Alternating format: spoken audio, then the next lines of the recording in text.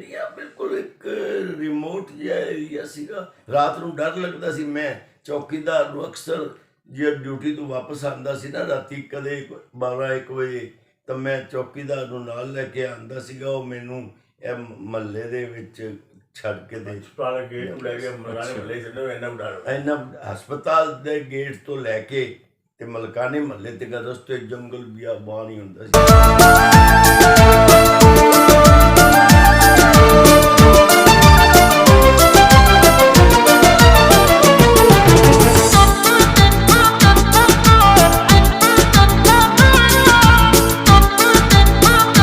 ਫਾਜ਼ਿਲਕਾ ਦਾ ਮਲਕਾਨਾ ਮੁਹੱਲਾ, ਜਿਸ ਨੂੰ ਆਦਰਸ਼ ਨਗਰ ਦੇ ਨਾਮ ਨਾਲ ਵੀ ਜਾਣਿਆ ਜਾਂਦਾ ਹੈ। ਭਾਰਤ ਤਕਸੀਮ ਤੋਂ ਪਹਿਲਾਂ ਇਹ ਇੱਕ ਰਿਮੋਟ ਜਿਹਾ ਏਰੀਆ ਸੀ, ਪਰ ਤਰੱਕੀ ਕਰਦਿਆਂ ਕਰਦਿਆਂ ਇਹ ਏਰੀਆ ਅੱਜ ਪੌਸ਼ ਏਰੀਏ ਦੇ ਰੂਪ ਵਜੋਂ ਜਾਣਿਆ ਜਾਂਦਾ ਹੈ। ਇਹ ਇੱਕ ਇਹੋ ਜਿਹਾ ਮੁਹੱਲਾ ਹੈ ਜਿੱਥੇ ਐਜੂਕੇਸ਼ਨ ਡਿਪਾਰਟਮੈਂਟ ਵਿੱਚ ਸਭ ਤੋਂ ਜ਼ਿਆਦਾ ਟੀਚਰ ਰਹਿੰਦੇ ਹਨ। ਕਈ ਇਹੋ ਜਿਹੇ ਪਰਿਵਾਰ ਵੀ ਹਨ ਜਿਨ੍ਹਾਂ ਦੇ ਸਾਰੇ ਹੀ ਮੈਂਬਰ ਐਜੂਕੇਸ਼ਨ ਡਿਪਾਰਟਮੈਂਟ ਵਿੱਚ ਕੰਮ ਕਰਦੇ ਹਨ। ਜੇ ਇਸ ਮੁਹੱਲੇ ਦੇ ਆਬਾਦ ਹੋਣ ਦੀ ਗੱਲ ਕਰੀਏ ਤਾਂ ਇਹ ਮੁਹੱਲਾ 1915 ਦੇ ਆਸ-ਪਾਸ ਆਬਾਦ ਹੋਇਆ ਸੀ।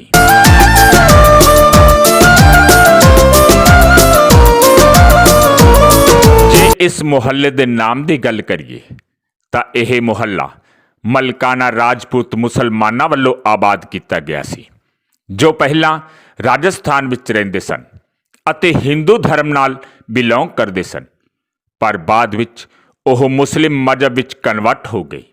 1899 ਵਿੱਚ ਜਦੋਂ ਰਾਜਸਥਾਨ ਵਿੱਚ ਅਕਾਲ ਪਿਆ ਤਾਂ ਉੱਥੇ ਭੁੱਖਮਰੀ ਦੇ ਨਾਲ-ਨਾਲ ਲੁੱਟ-ਖਸੁੱਟ ਵੀ ਸ਼ੁਰੂ ਹੋ ਗਈ। ਉਦੋਂ ਖੌਫ ਅਤੇ ਭੁੱਖ ਨਾ ਸਹਿਣ ਕਰਦਾ ਹੋਇਆ ਮਲਕਾਨਾ ਰਾਜਪੂਤਾਂ ਦਾ ਕਾਫਿਲਾ ਚੱਲ ਪਿਆ ਇੱਕ ਨਵੀਂ ਮੰਜ਼ਿਲ ਦੇ ਭਾਗ।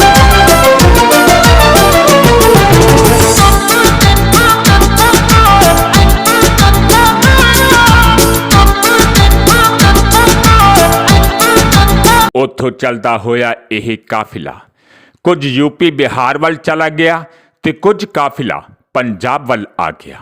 ਉਹ ਪੰਜਾਬ ਦੇ ਵੱਖ-ਵੱਖ ਇਲਾਕਿਆਂ ਤੋਂ ਇਲਾਵਾ ਤਲਵੰਡੀ ਸਾਬੋ ਦੇ ਨੇੜੇ ਕੁਝ ਪਿੰਡਾਂ ਵਿੱਚ ਵੀ ਰਹੇ। ਉੱਥੇ ਕੁਝ ਸਾਲ ਰਹਿਣ ਤੋਂ ਬਾਅਦ ਮਲਕਾਨਾ ਰਾਜਪੂਤਾਂ ਦੇ ਕੁਝ ਲੋਕ ਫਿਰੋਜ਼ਦੀਨ ਦੀ ਰਾਇਨੁਮਾਈ ਹੇਠ ਫਾਜ਼ਿਲਕਾ ਵੱਲ ਆ ਗਏ ਤੇ ਇੱਥੇ ਉਹਨਾਂ ਆਪਣੀ ਸਬ ਕਾਸਟ ਮਲਕਾਨਾ ਦੇ ਨਾਂ ਤੇ ਮੁਹੱਲੇ ਦਾ ਨਾਮ ਰੱਖ ਦਿੱਤਾ, ਮਲਕਾਨਾ ਮੁਹੱਲਾ।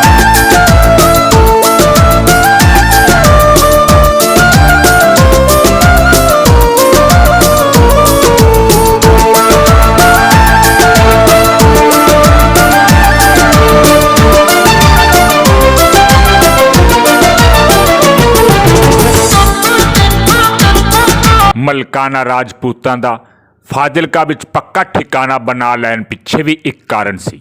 ਦਰਅਸਲ ਉਸ ਸਮੇਂ ਫਾਜ਼ਿਲਕਾ ਦੀ ਉੱਨ ਮੰਡੀ ਏਸ਼ੀਆ ਵਿੱਚ ਪ੍ਰਸਿੱਧ ਹੋ ਚੁੱਕੀ ਸੀ ਅਤੇ ਰਾਜਸਥਾਨ ਤੋਂ ਆਉਣ ਵਾਲੇ ਇਹਨਾਂ ਮਲਕਾਨਾ ਰਾਜਪੂਤਾਂ ਨੂੰ ਉੱਨ ਦੇ ਕੰਮ ਬਾਰੇ ਕਾਫੀ ਮਹਾਰਤ ਹਾਸਿਲ ਸੀ। ਪਹਿਲਾਂ ਤਾਂ ਉਹ ਸ਼ਹਿਰ ਵਿੱਚ ਉੱਨ ਦੀਆਂ ਹੋਰ ਫੈਕਟਰੀਆਂ ਵਿੱਚ ਕੰਮ ਕਰਦੇ ਰਹੇ, ਪਰ 1913 ਵਿੱਚ ਮਲਕਾਨੇ ਮੁਹੱਲੇ ਦੇ ਨੇੜੇ ਸ਼ਲੇਮਸ਼ਾਹ ਰੋਡ ਤੇ ਰਾਮ ਪ੍ਰੈਸ ਬਣ ਗਈ, ਜਿਸ ਦੀ ਫਿਰਨੀ ਮਲਕਾਨਾ ਮੁਹੱਲਾ ਵਿੱਚੋਂ ਹੋ ਕੇ ਪਿੰਡ ਆਲਮਸ਼ਾਹ, ਮੁਹੰਮਦ ਪੀਰਾ ਅਤੇ ਬੱਖੂ ਸ਼ਾਹ ਵਰਗੇ ਮਸ਼ਹੂਰ ਪਿੰਡਾਂ ਨੂੰ ਜੋੜਦੀ ਸੀ। ਫਿਰਨੀ ਦੇ ਦੂਜੇ ਪਾਸੇ 1934 ਵਿੱਚ ਅਸ਼ੋਕਾ ਫੈਕਟਰੀ ਚੱਲ ਪਈ। ਨਾਲ ਹੀ Rai Sahib Kundan Lal Ahuja cotton ginning and processing factory ਵੀ ਬਣ ਗਈ। ਇਸ ਤੋਂ ਇਲਾਵਾ ਸ਼ਲੇਮਸ਼ਾਹ ਬਾਜ਼ਾਰ ਵਿੱਚ ਦਾਣਾ ਮੰਡੀ ਵੀ ਬਣ ਗਈ ਅਤੇ ਮਲਕਾਨਾ ਕਾਸਟ ਦੇ ਲੋਕਾਂ ਨੂੰ ਇਹਨਾਂ ਵਿੱਚ ਪੱਕੇ ਤੌਰ 'ਤੇ ਰੁਜ਼ਗਾਰ ਮਿਲ ਗਿਆ। ਕਾਫੀ ਮਿਹਨਤ ਮਜ਼ਦੂਰੀ ਕਰਨ ਤੋਂ ਬਾਅਦ ਜਦੋਂ ਉਹ ਖੁਸ਼ਹਾਲ ਹੋਈ ਤਾਂ ਹਿੰਦੁਸਤਾਨ ਤਕਸੀਮ ਹੋ ਗਿਆ। ਵੱਡ ਟੁੱਕ ਦੇ ਹਾਲਾਤਾਂ ਵਿੱਚ ਮੁਹੱਲੇ ਦੇ ਹਿੰਦੂ ਲੋਕਾਂ ਨੇ ਉਹਨਾਂ ਦੀ ਹਿਫਾਜ਼ਤ ਕੀਤੀ। ਰਾਤ ਵੇਲੇ ਉਹਨਾਂ ਦੀ ਰੱਖਿਆ ਕਰਦੇ ਹੋਏ ਸਾਦਕੀ ਬਾਰਡਰ ਤੱਕ ਛੱਡ ਦਿੱਤਾ ਅਤੇ ਫਾਜ਼ਿਲਕਾ ਦੇ ਮਲਕਾਨਾ ਮੁਹੱਲੇ ਵਿੱਚ ਦਫਨ ਹੋ ਗਿਆ ਉਹਨਾਂ ਦਾ ਇਤਿਹਾਸ। ਮਹੱਲੇ ਮਲਕਾਨਾ ਮਹੱਲੇ ਵਿੱਚ ਹਿੰਦੂ ਮੁਸਲਮਾਨ ਦਾ ਬਹੁਤ ਪਿਆਰ ਵੀ ਰਿਹਾ ਹੈ।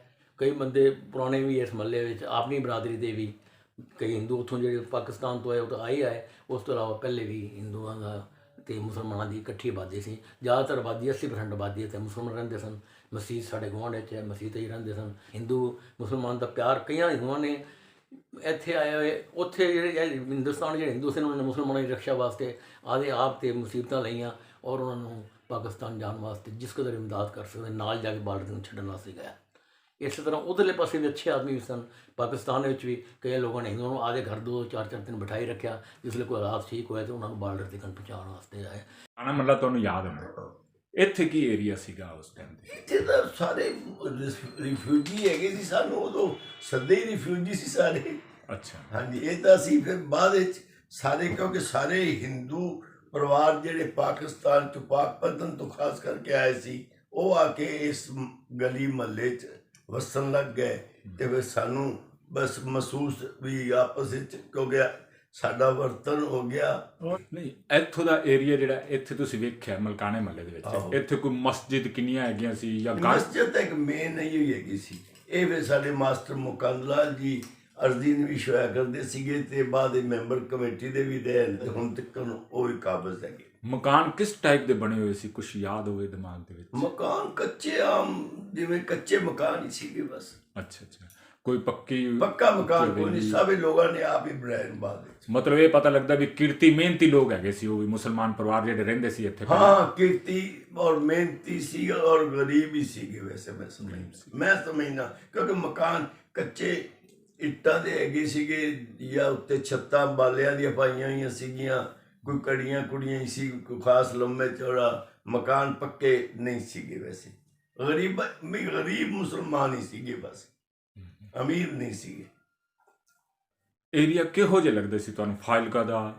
ਏਰੀਆ ਬਿਲਕੁਲ ਇੱਕ ਰਿਮੋਟ ਜਿਹਾ ਏਰੀਆ ਸੀਗਾ। ਰਾਤ ਨੂੰ ਡਰ ਲੱਗਦਾ ਸੀ। ਮੈਂ ਚੌਕੀਦਾਰ ਨੂੰ ਅਕਸਰ ਜੇ ਡਿਊਟੀ ਤੋਂ ਵਾਪਸ ਆਉਂਦਾ ਸੀ ਨਾ ਰਾਤੀ ਕਦੇ 12-1 ਵਜੇ, ਤਾਂ ਮੈਂ ਚੌਕੀਦਾਰ ਨੂੰ ਨਾਲ ਲੈ ਕੇ ਆਉਂਦਾ ਸੀਗਾ। ਉਹ ਮੈਨੂੰ ਇਹ ਮਹੱਲੇ ਦੇ ਵਿੱਚ ਛੱਡ ਕੇ ਦੇ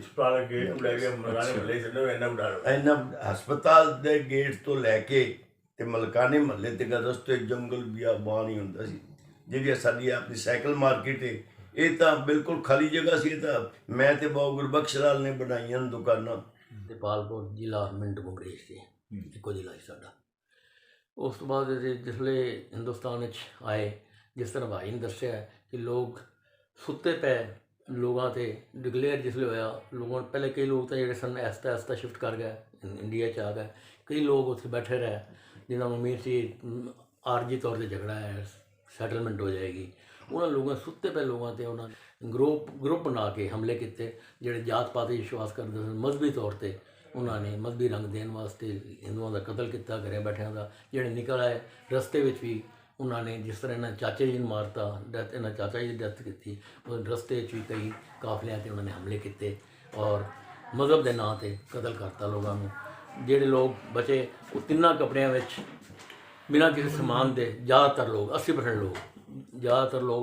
ਲੋਕ ਜਿਹੜੇ ਤਿੰਨਾਂ ਕੱਪੜਿਆਂ ਵਿੱਚ ਆਏ ਉਹਨਾਂ ਨੂੰ ਕੁਛ ਨਹੀਂ ਸੀ। ਇੱਧਰ ਆ ਕੇ ਨਾ ਉਹਨਾਂ ਕੋਲ ਮਕਾਨ, ਨਾ ਰਹਿਣ ਦੀ ਜਗ੍ਹਾ, ਨਾ ਕੱਪੜੇ, ਨਾ ਭਾਂਡੇ, ਕੁਛ ਵੀ ਨਹੀਂ।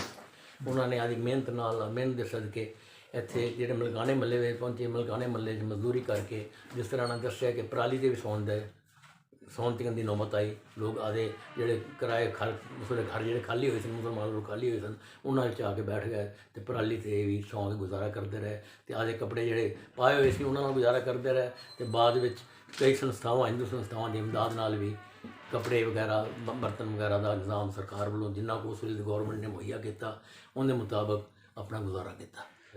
ਬਾਕੀ ਸਾਡੇ ਮਲਕਾਣਾ ਮਹੱਲੇ ਵਿੱਚ ਹਿੰਦੂ ਮੁਸਲਮਾਨ ਦਾ ਬਹੁਤ ਪਿਆਰ ਵੀ ਰਿਹਾ ਹੈ।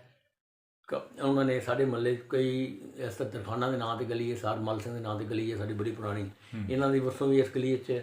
ਔਰ ਮਿਸਤਰੀ ਨੰਬਰ ਅਰਜਨ ਸਿੰਘ ਦਾ ਫਾਦਰ ਸੁੰਦਰ ਸਿੰਘ ਹੁੰਦਾ ਸੀ। ਕਈ ਬੰਦੇ ਪੁਰਾਣੇ ਵੀ ਇਸ ਮਹੱਲੇ ਵਿੱਚ ਆਪਣੀ ਬਰਾਦਰੀ ਦੇ ਵੀ, ਕਈ ਹਿੰਦੂ ਉੱਥੋਂ ਜਿਹੜੇ ਪਾਕਿਸਤਾਨ ਤੋਂ ਆਏ ਉਹ ਤਾਂ ਆਏ ਉਸ ਤੋਂ ਇਲਾਵਾ ਪਹਿਲੇ ਵੀ ਹਿੰਦੂਆਂ ਦਾ ਤੇ ਮੁਸਲਮਾਨਾਂ ਦੀ ਇਕੱਠੀ ਆਬਾਦੀ ਸੀ। ਜ਼ਿਆਦਾਤਰ ਆਬਾਦੀ 80% ਆਬਾਦੀ ਇੱਥੇ ਮੁਸਲਮਾਨ ਰਹਿੰਦੇ ਸਨ। ਮਸਜਿਦ ਸਾਡੇ ਗੁਆਂਢ ਵਿੱਚ ਹੈ, ਮਸਜਿਦ ਹੀ ਰਹਿੰਦੇ ਸਨ। ਇਸੇ ਤਰ੍ਹਾਂ ਜਿਸ ਦਿਨ ਇਸਲਾਮੀ ਸਕੂਲ ਭਾਈ ਨੇ ਦੱਸਿਆ, ਉੱਡਿਆਂ ਵਾਲੇ ਪਾਸੇ ਇਸਲਾਮੀ ਸਕੂਲ ਹੁੰਦਾ ਸੀ। ਇੱਥੋਂ ਜਿਹੜੇ ਉੱਧਰੋਂ ਬੰਦੇ ਆਏ ਉਹ ਇਸਲਾਮੀ ਸਕੂਲ ਪੜ੍ਹਨ ਵਾਸਤੇ, ਨੌਜਵਾਨ ਬੱਚੇ ਸਨ, ਤਾਲੀਮ ਹਾਸਲ ਕਰ ਰਹੇ ਸਨ, ਉੱਥੇ ਤਾਲੀਮ ਵਾਸਤੇ ਜਾਂਦੇ ਸਨ। ਹਿੰਦੂ ਮੁਸਲਮਾਨ ਦਾ ਪਿਆਰ ਕਈਆਂ ਹਿੰਦੂਆਂ ਨੇ ਇੱਥੇ ਆਏ ਹੋਏ, ਉੱਥੇ ਜਿਹੜੇ ਹਿੰਦੁਸਤਾਨ ਜਿਹੜੇ ਹਿੰਦੂ ਸਨ ਉਹਨਾਂ ਨੇ ਮੁਸਲਮਾਨਾਂ ਦੀ ਰੱਖਿਆ ਵਾਸਤੇ ਆਦੇ ਆਪ ਤੇ ਮੁਸੀਬਤਾਂ ਲਈਆਂ ਔਰ ਉਹਨਾਂ ਨੂੰ ਪਾਕਿਸਤਾਨ ਜਾਣ ਵਾਸਤੇ ਜਿਸ ਕਦਰ ਇਮਦਾਦ ਕਰ ਸਕਦੇ ਨਾਲ ਜਾ ਕੇ ਬਾਰਡਰ ਨੂੰ ਛੱਡਣ ਵਾਸਤੇ ਗਿਆ। ਇਸੇ ਤਰ੍ਹਾਂ ਉਧਰਲੇ ਪਾਸੇ ਵੀ ਅੱਛੇ ਆਦਮੀ ਵੀ ਸਨ। ਪਾਕਿਸਤਾਨ ਵਿੱਚ ਵੀ ਕਈ ਲੋਕਾਂ ਨੇ ਹਿੰਦੂਆਂ ਨੂੰ ਆਦੇ ਘਰ 2-4 ਦਿਨ ਬਿਠਾਈ ਰੱਖਿਆ। ਜਿਸ ਵੇਲੇ ਕੋਈ ਹਾਲਾਤ ਠੀਕ ਹੋਇਆ ਤਾਂ ਉਹਨਾਂ ਨੂੰ ਬਾਰਡਰ ਤੱਕ ਪਹੁੰਚਾਉਣ ਵਾਸਤੇ ਆਏ। ਜਿਹੜੇ ਗੱਡੀਆਂ ਆਈਆਂ ਉਦੋਂ ਬਰੀਕ ਕੇ ਗੱਡੀਆਂ 'ਚ ਹੀ ਲੋਕਾਂ ਨੂੰ ਕਤਲ ਕਰਤਾ ਗਿਆ, ਜਿਹੜੇ ਕਿ ਰੌਂਗਟੇ ਖੜੇ ਕਰ ਦਿੰਦੇ। ਮੈਂ ਵੇਖਿਆ ਨਹੀਂ, ਲੇਕਿਨ ਅੱਜ ਵੀ ਜਦੋਂ ਗੱਲ ਸੁਣਦੀ ਜਾਂ ਜਦੋਂ ਬਜ਼ੁਰਗਾਂ ਨੇ ਮੈਨੂੰ ਦੱਸਿਆ ਸੀ, ਗੱਲਾਂ ਸੁਣ ਕੇ ਰੌਂਗਟੇ ਖੜੇ ਹੋ ਜਾਂਦੇ, ਅਥਰੂ ਆਉਣ ਲੱਗ ਜਾਂਦੇ ਲੋਕਾਂ ਦੇ।